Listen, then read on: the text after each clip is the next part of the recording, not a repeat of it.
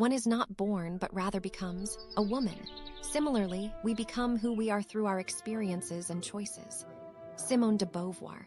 Have you ever found yourself at a family gathering, surrounded by faces you've known your whole life, and yet felt strangely apart, as if you were observing everything from behind a thin layer of glass?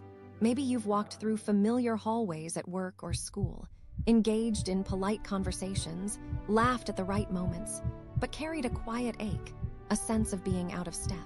It's hard to explain, but sometimes, even in a familiar room, your own living room, a place you call home, you may feel as if you don't quite belong, as if something essential in you is invisible to those around you. This feeling can be gentle as a shadow or heavy as loneliness.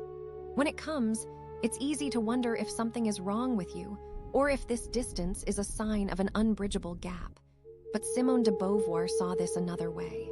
For her, identity was never something given or fixed. Instead, she believed we are always in the middle of becoming, shaped not only by our histories, but also by the ways we respond to the world and to ourselves. Our sense of being an outsider isn't evidence of failure or brokenness. In her eyes, it's a clue that we are sensitive to the complexity of becoming, attuned to the places where what is expected doesn't quite fit with who we actually are or are trying to become.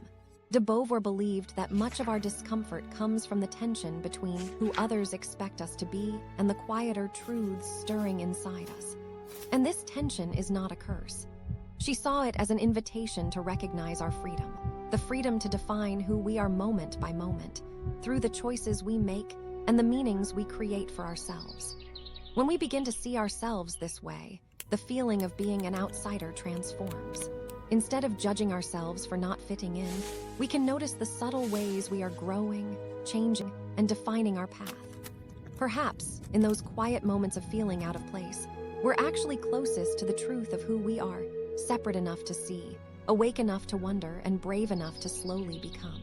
In practice, this might mean allowing ourselves to pause, to listen gently to that vague discomfort rather than trying to silence or ignore it.